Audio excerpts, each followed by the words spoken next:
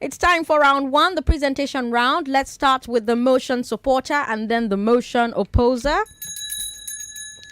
April 29th, 2020. To most of us, this might seem like just another ordinary day, but to Jennifer Bennett, this marks the worst of her life. Someone had been watching her through her webcam. They had taken compromising pictures of her and they had held it for a ransom.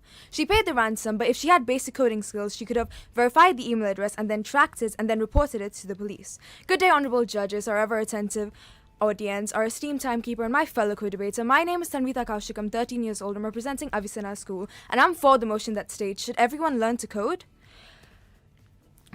Coding is defined as being able to program in a variety of different softwares, but another fundamental skill that provides us with is security. Especially in a country like Nigeria, wherein COVID is having huge impacts on the job loss, it usually helps to have a heightened sense of security. Along with that, Norton Security states that 2,200 people are hacked globally every single day. Imagine what coding can help with that. Another important thing is that the IMF has stated that technological advances have allowed a transfer of data throughout borders to be more efficient, which means that if you have coding in your skill sets, it's extremely important and very appreciated in the job industry when you're trying to get a job. Did you know that the coding industry grows by 13% in demand every single year? This means that it is extremely easy to get a job in the coding industry once you have the necessary techniques and once you have the necessary CV. Now, moving on to life skills. I've not even gotten to the life skills that coding gives you. From problem solving when a code goes wrong to resilience when your code goes wrong. In fact, it even gives you a new global perspective because you can take IT and globalization into consideration when you're evaluating diplomatic affairs. Lastly, let's talk AI. Artificial intelligence is known to be the future, but a common disadvantage is the fact that we don't really know what's going to happen, like if there are errors in the code. However, if there are more people in the coding sector, that means there are more people to problem solve and evaluate in AI, therefore making it more beneficial for the whole of humanity, possibly even like avoiding a World War III between AI and humanity, right? So our jobs, like the next sets of jobs, the next 10 years are going to be so diversified due to the rise of AI, and we need to start moving out of our school syllabus. We need to start gaining new skills, which is why we need to learn coding. We need to see the future, and we need to be prepared for it, and we need to see coding as a basic life skill that we all must have. Thank you so much. Thank you very much. Well done, Tanvita. Good job. All right. Now let's move over to Mariam Adekunle. Your time starts now. In my opinion, not everyone should learn how to code. But every student are better not mandated to coding because they are not interested in it. This job called coding doesn't only require creativity and other programming skills. It requires passion. Without passion, you can't get anywhere. Without passion, you won't have the feeling to move forward, to put all your efforts into whatever you want to do. Without passion, I wouldn't be here, you wouldn't be here, she won't be here. But before I proceed, I would like to give honor to whom honor is due to by saying, good day, my dignified moderator, my worthy opponent, and my attentive listeners. I, Adekunle Mariam of Prince Dao College, humbly oppose the motion which says should everyone learn how to code. Coding is very terrible to the mental health. Most coders lack sleep, and when they finally get to sleep, their brain keeps functioning. That is not sleep. The reason why their brain keeps functioning is because they keep thinking, if I do this, if I do this, then it's a result of this. Then they get up back, going to the screen to try what they have thought about. Moreover, the reason why most people want to learn how to code is because of they see others engaging in it. They engage in it. If everyone were to jump off a bridge, would you do it? Probably, I think we all would. And in the normal world, it's absurd for Mr. A to do what Mr. B is doing. This coding occupation is just like a girl's hairstyle. If you see it and say, oh, I love this hairstyle, then another person sees it, oh, I love this hairstyle, then it keeps going on like that. It's going to get outdated. Then not everyone, it won't be as special as it is. It won't be special anymore. Just that's why I say it's like a hairstyle. Also, coding does not really help everyone in the sense that it keeps giving people the impression that if I engage in coding, I'll earn a lot of money. It's just like Canada. People think if I go there, it's like a world of paradise, a country of paradise, a place where you can enjoy and have fun. But if you go there now, you see people living on the streets, untidy, homeless. That's how programming is. After engaging in it, you feel the stress that, I wish I shouldn't have engaged in this, and it's too late to back down. Coding also does not help in solving all the problems. If we leave it, if the people who do not know anything about coding engage in it, they get to discover bugs that no one even knew existed, and which may be very destructive and unreliable. Also, the fact that you said coding costs, you said. Sorry. Thank you very much. Good job. Well done. Very, very proud of the points you've made today.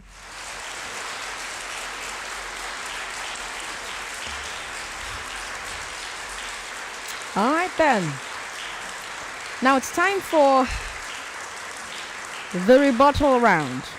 You've both made very, very, very great points. I'm sure that the people who are in the IT industry listening to the show will relate very deeply to what Mariam said about the lack of sleep that coders have to experience. But let's move on to the rebuttal round. I'll start this time with the supporter. Tanvita, the floor is yours. Thank you so much. Okay, so my wonderful co-debater mentioned the fact that there might be a lack of interest and passion is fundamental to being able to excel. However, when you started doing math in school, you didn't like it. My friends didn't like it. I didn't like it. However, it is something that we do need, because as we progress throughout the world, we do need math, whether it's buying something at a shop or whether it's, solving complex simultaneous equations. We do. Of course, passion is necessary, but when you start, you're obviously forced to start it. But once you're forced to start it, the passion grows within you. You start to love it. And of course, some things are not meant for everyone, which is why the minority can sort of drop out from coding. But if everyone learns to code, it will be extremely beneficial. Secondly, it talks about mental health and how the brain keeps functioning even when you're asleep. That's exactly why we need more coders. That's exactly why we need more people, so that this weight of, carrying the IT industry is more spread out amongst the population of the world. If there are more people in the coding industry, that means more people to help with teamwork and other codes. Now, he talks about peer pressure and how this might all just be a trend that's going to die out eventually. The world is moving towards technology. There's no way it's going to die out. And the whole world runs on trends. The clothes that we wear, the hair that we have. It's beneficial in one way and disadvantageous in the other way. That's how trends work. But this trend is here to stay because our world is running on it. Politics is running on it. The economy is running on it. Another important fact that you mentioned is that most people just enter the coding industry because it gives you money. Well, we never promised that, if you enter coding, you're going to get lots of money. That's not what we said. However, we just said you're going to have a higher chance of being selected because you have a varied skill set. In fact, 50% of jobs in the USA require you to have basic IT skills, which you can get if you know how to code, from graphic design to being able to actually code and program on different sets of softwares. Now, your last point was that people who know nothing might start to discover bugs. Again, another important reason why we need coding. When people start to discover bugs that we never knew about, it helps us normal people who know nothing about coding to actually, understand what this bug is and avoid it in the future. And obviously, people are going to know nothing before they start to code. That's why we're saying everybody should learn to code. Thank you so much. Thank you very much, then. Mariam, the floor is yours. So, in my opponent's first point, she said a story about a woman who was something happened to, and they asked for a ransom. And she said if she had known how to code, then she would have found the person. But do you know that this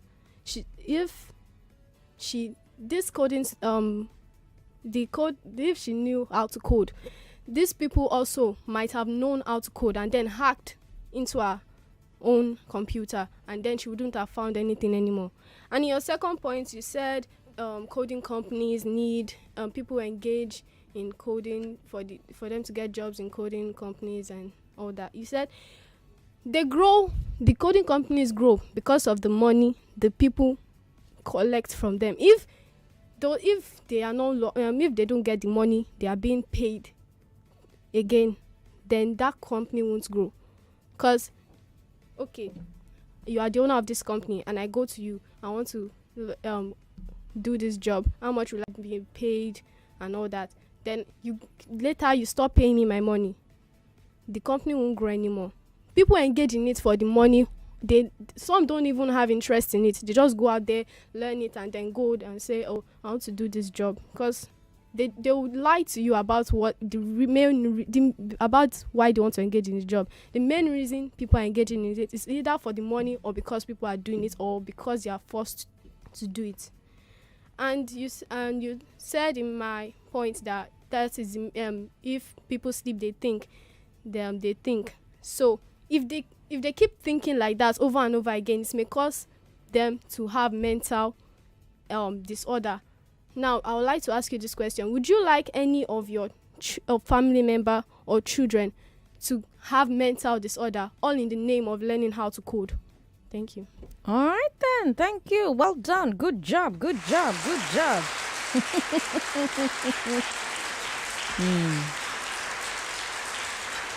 Thank you both for making my job difficult. Lagos, if you just tuned in, you're listening to I Beg to Differ. It is a debate tournament. We currently have secondary school students in this tournament, and you have listened to Tanvita Koushik. She is in class 9. She is 13 years old. She schools at Avicenna International School. Our second debater is 14 years old. She's in SS2. She's at Prince Dow College. Her name is Mariam Adekunle. And they've both talked about whether or not everybody should learn how to code. Now, I wish, of course, that we could carry both people along to the quarterfinals, but with everything, there must be one. So thank you both for a wonderful debate. The debater moving on to the quarterfinals with a total point of 16 is Tanvita Koushik. Congratulations. Well done. Thank you so much. So Tanvita made 5 points during her presentation, and Mariam made 5 points during her presentation. During the rebuttal, Tanvita made 6 points, and Mariam made 1 point. As far as eloquence, Tanvita scored 5, Mariam scored 3, and that's why we got to the final points of 16 for Tanvita and 9 for Mariam Adekunle. Well done. Congratulations. You just qualified for the quarterfinals next week. By tomorrow, we're going to let you know who you match up against. We'll let you know the day and time you'll come and debate. We'll also let you know what topic you'll be debating. And thank you for taking part, Mariam. We're going to do this again sometime soon, and we hope that you participate in the future.